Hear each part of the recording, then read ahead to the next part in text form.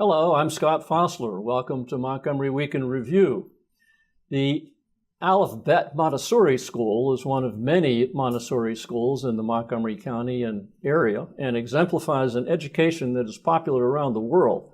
Its founder and director, Ellie Lichtash, the president of the International Board of Directors of the Whole School Leadership Montessori, will explain the movement. Members of the National Association of Active and Retired Federal Employees, or NARF, which represents federal workers, went to Capitol Hill last week to tell their stories, and Dr. Bruce Fowler was there, and he has the story.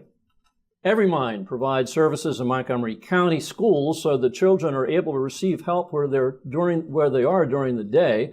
Stephanie Prigal, a child and family therapist for EveryMind, brings these services, including trauma-informed care, to the schools. The Montgomery County Council recently announced a policy that applies an equity lens to all issues in the county, and Shane Rock, the executive director of Interfaith Works, has some thoughts on that issue. Ellie, Aleph Bet Montessori School, that combines two concepts. Tell us what they both are. What is Montessori is? A lot of people know, but refresh our memories. Well, Montessori is an education founded by Dr. Maria Montessori in the early 19th century and even before that. And she believed in the tactile education. These are hands-on material that we bring into the classroom.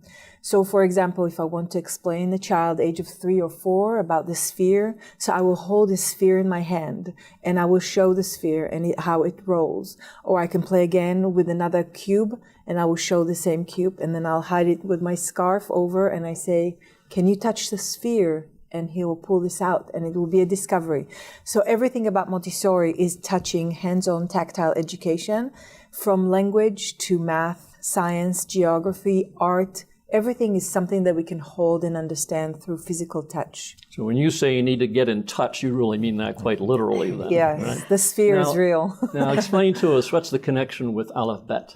Aleph Bet are the first 2 letters of the Hebrew language, and I was fortunate to be able to found a school that brings the Hebrew language as a second language in the school, full Hebrew immersion, and we practice Jewish life in our school, tradition. We follow the Jewish calendar, we celebrate the Jewish holidays, and we teach the Montessori methodology in Jewish life. So, for example, if I'm teaching a child how to take care of self, brushing teeth or washing hands or tying the shoelace, we wash our hands and then we say the blessing for washing the hands in the Jewish tradition. Or if I teach a party or how we celebrate together as a group, we make it a Shabbat party and we bake the challah and we bless the grape juice just like we do. Today is a Purim holiday. And the whole school baked hamantashen as part of what we do, prepared mishloach manot, celebrated in a Montessori fashion. We had a whole celebration of a table with the children. It's what we do. We live the life. Was this an original idea with you that you came up with, or had it been tried someplace else? Nothing about what I do is original except my passion. And I found Montessori through love. I sent my child to a Montessori education after I was begged by other people to check it out. It's not just a babysitting. It's not just play learning. There's something more about this education that you cannot provide it at home. The staff is well trained. You will see something different. And as a professional, I was a professional in DC. I did not to discern between regular school and Montessori school. So I had to learn by myself. Checking school one after another, I realized there's something different in that education. I couldn't put my hand on it or my finger to point out exactly, but it felt right. And so after my second one was born, this is when I founded the school. But the bringing together of these two concepts, the Montessori school with the Jewish culture, where did that idea come from? I saw it elsewhere. In a very different aspect, and it was far. It was over half an hour in the Silver Spring community, and I was looking for elsewhere in the nation. They are scattered. Today, you can count 40 in the world, 40 Montessori schools that have Jewish curricula. Out of 56 Montessori schools in the Greater Washington District area, you'll find 1 or 2. So it's a rare, but it's a pleasure to have that. How did you get this started? I was pregnant with my second, and there was a learning center right next to me, and it was empty, not, vacated. And I turned to the rabbi and I say, if you start a school here, it'll bring the community. You'll have two students immediately, right? Right away, his child and my child. And he says, well, I don't know how to start a school. What kind of school are you talking about? I said, Montessori, of course. He said, what is it? And I showed him. I took him to see my daughter's school. He said, that's outstanding. Why didn't you start? I said, I'm an attorney. Let me get you the zoning, see how we can get about it, and then we'll start a school. He thought, okay, zoning, get her 6 to 3 years and we'll see what happens. But I was able to look at the regulation and find out that we can actually do it in that facility. And within 2 weeks, I brought the letter and showed him. So he handed me back a list of 400 supporters and donors for this community and says, why didn't you start calling them? And he guided me through. Within the first year, I hired the teacher, had 8 students, and 8 years later, we had 80, and that's how it grew. How's it working out? It's a pleasure. It's such a, when you want to feel happiness in your life, you leave your desk and you walk down to the classroom and you sit down, and those children, they make your life happy.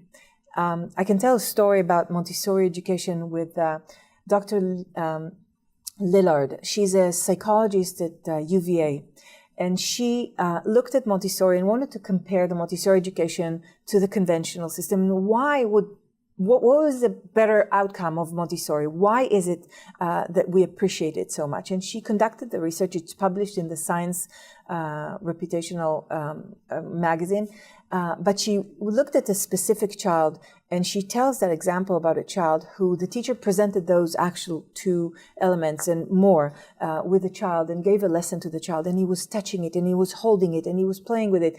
And then the teacher left. She moved back. She let the child explore the education, because we also need to give the children the time to reflect, the time to think.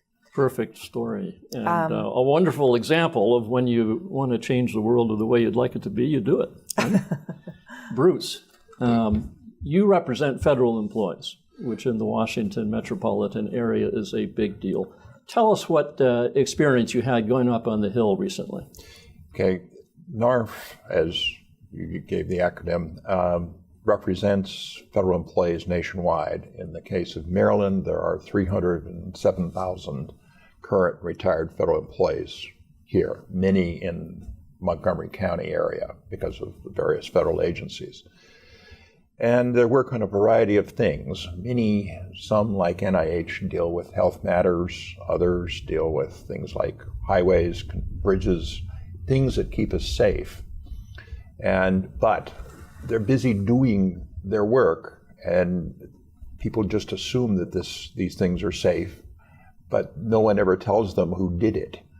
And so the federal employees kind of created a vacuum for themselves by their own diligence. They're busy doing what they're supposed to be doing. And so in that absence, people can assume things are different, that there are people not working as hard as they should be because they never hear anything about it. So what NARF is doing, NARF is doing 2 things. One is to bring that story to Capitol Hill, and we are fortunate here in Maryland that we have a wonderful delegation. Both our senators, Cardin and Van Hollen, are outstanding. And we have our local representative, Jamie Raskin, and John Sarbanes in particular, who are very close to us here. Very supportive people. So what NARF has done over the last 3 years to develop a booklet. It's called Profiles in Civil Service, which tells our stories. And they're half-page summaries of what somebody did while they were a federal employee or are a federal employee. But these are stories of things that federal employees, civil servants are doing that really matter in people's lives. Yes. Now, we recently had a government shutdown. Yes. And that can be a kind of a wake-up call to exactly how important these jobs are. Give us an example. Well, I think the Social Security checks would be a good one. The Internal Revenue Service, paying your taxes. How do you pay your taxes if there's no one there to receive it? This gets to be you don't think about how important everyday things that we take for granted are being conducted by these employees. So this is essentially an exercise in reaching out and informing our delegation of the things we do. Now, the good thing, as I said, is we have a wonderful delegation here in Maryland. They know this stuff. But as one of them pointed out to me, said, this would be really good if you could get this into Oklahoma, for example, because there are people out there who don't understand how important this stuff is, and the shutdown would be an example of what the backup can be if it doesn't work. So how do you get that message out into Middle America? We're working at it. Yeah. This booklet, which is present, actually, we have it as a flip book. It's going to be on the NARF website. It turns out that for those of us who are here in the Washington area, we truck these things around Capitol Hill, which is an exercise in stealth aerobics, I can tell you. But in addition to that, we also recognize that we want to reach out to people in other states. And in this particular year, we pulled in the delegation from Pennsylvania, Virginia, and District of Columbia. So it's not just Maryland this time. And these are all jurisdictions that have pretty substantial populations of federal employees. They do. But the response that we've gotten uniformly from the people in these other delegations is the same as from Maryland. They said, "Oh, this is just great. This is just what we need to tell our stories or tell your stories." Senator Cardin, I think, had the best quip when we gave him the one 2 years ago. The first one, he said, "Oh, this is just great. I can read this to my colleagues across the aisle when we have a filibuster." So he has material. But nonetheless, again, I say the delegation here is very supportive, and thank God.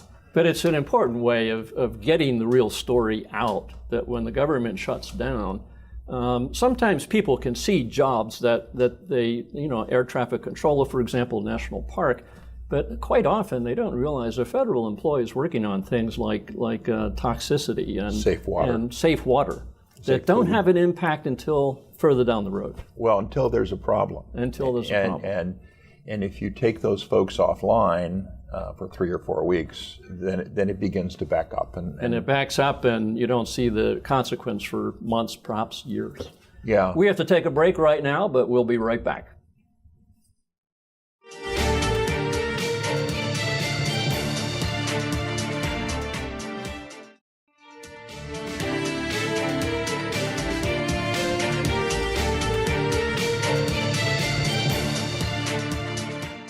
And we're back. And Stephanie, you work for an organization that's called Every Mind. Yeah. And it's been around for a long time with a fairly new name. Bring us up to date. What is Every Mind? Sure. So Every Mind is a mental health organization. So we offer a lot of different programs through Every Mind. I specifically work with the Linkages to Learning program at an elementary school in Silver Spring. So Every Mind administers 11 out of the 29 Linkages to Learning schools. And this program is an intervention and prevention program for at-risk youth and their families. And one of the things that you specialize in is trauma. Yes. And the consequences of trauma. Tell us what you do. Sure. So on my caseload, I have a ton of children who have experienced trauma, from immigrating here to domestic violence to abuse and neglect. So what we do is definitely do trauma-informed care with our clients in session, but we also really try to make the schools that we work in trauma-informed. That being talking to educators, administration, and staff about how they can better serve their students who need extra help and support due to their traumas. So a lot of people don't realize that trauma actually impacts the students' behaviorally, academically, and socially. And it's really important to have those extra steps in place for these students so they can achieve and be successful just like everyone else. So it's a combination. You're informing the educators themselves and trying to establish an environment that is sensitive to kids that have had these traumas. And then there's also the direct work with the kids themselves. Yeah, absolutely. And right now there's actually a House Bill 256, which has just been passed by the House and is going to cross over to the Senate to have integrating trauma-informed school practices within the schools, so that way school administrations can become trauma-informed themselves. Right now, as one therapist in the school, it's kind of hard for me to do all that work by myself, but that way, they'll be able to be informed and educated and up to date in the best practices that they can be. How do you identify children that have suffered trauma? So we identify them pretty easily through our diagnostics and understanding information from parents and from the students themselves. Oftentimes our referrals are from parents themselves, but a lot of them come from the teachers. They notice that something's wrong, something's going on, they're having those behavioral or educational issues in class, and so they will refer them, and usually trauma comes out a lot of the time.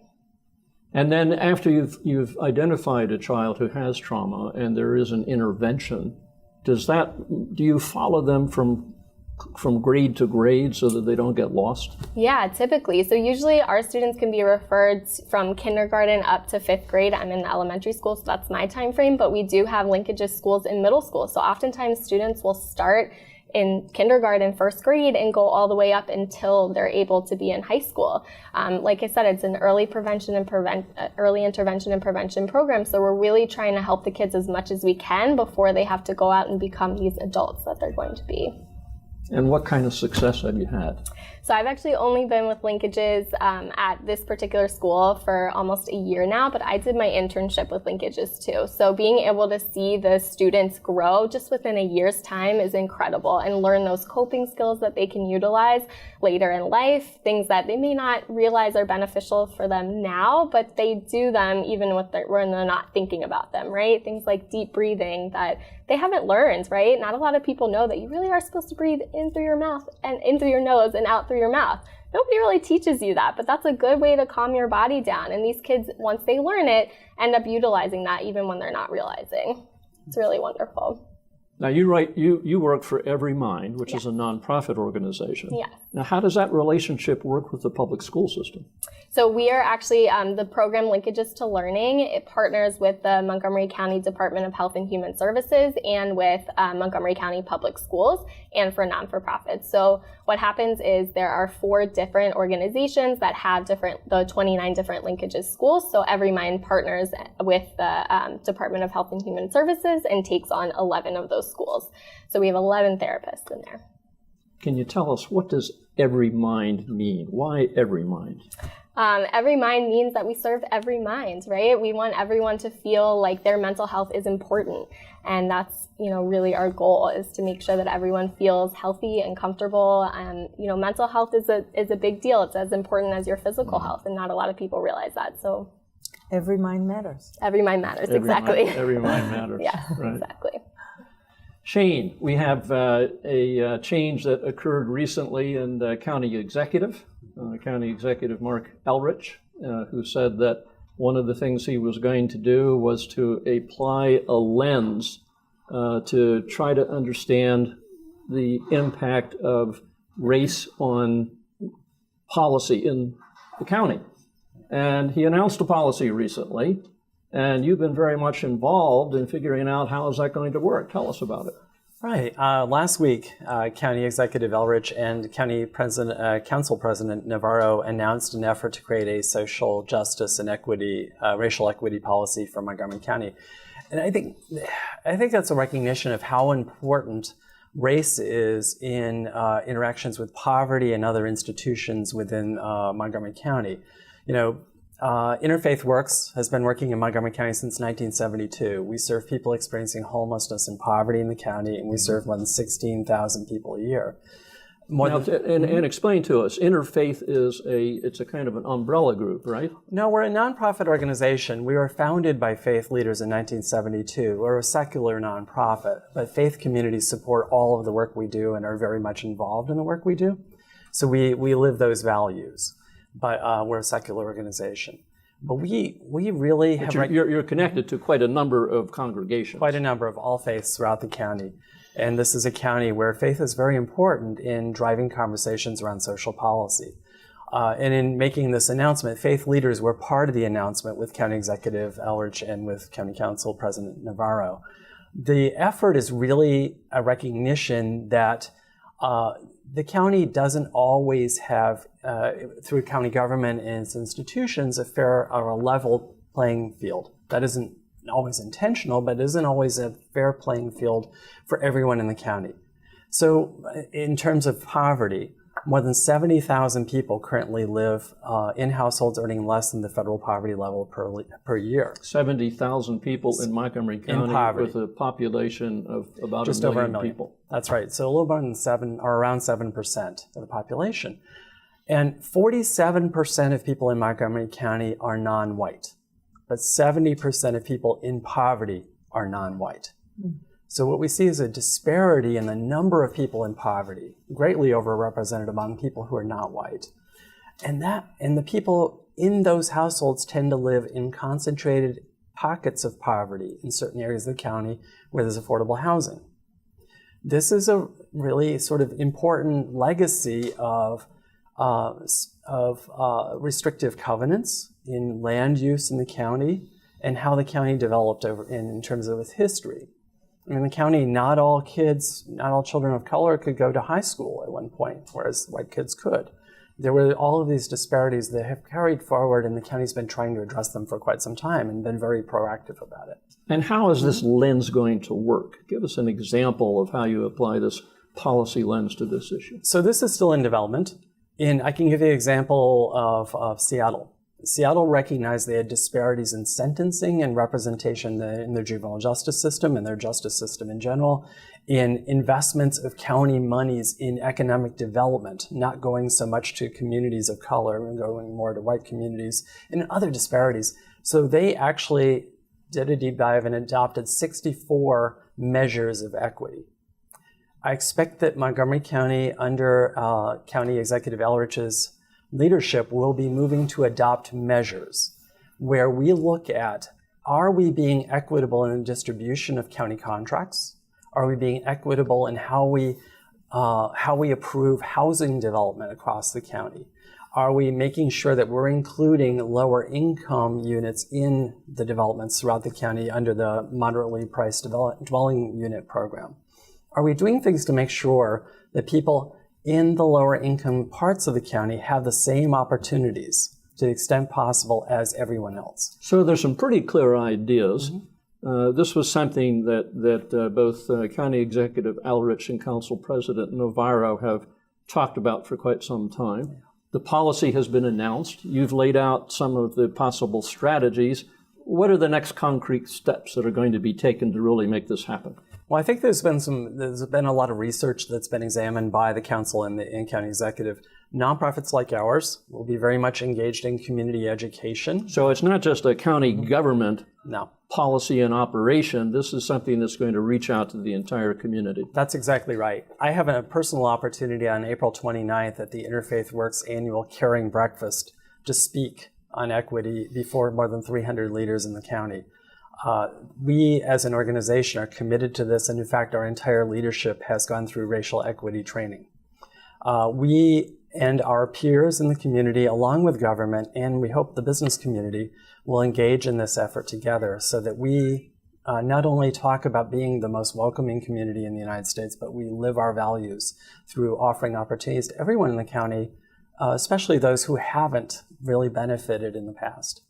So it sounds like this is a remarkable opportunity, a convergence, where you've got the county executive, the county council, you've got the nonprofit community, you've got the civic entities of the county that can come together and with clear ideas, determination, an agenda, and we'll see what happens. Thank you. Thanks to all of you. I really enjoyed the conversation, and thanks to all of you for joining us for this week's edition of Montgomery Week in Review. I'm Scott Fosler. Please join us again next week at the same time.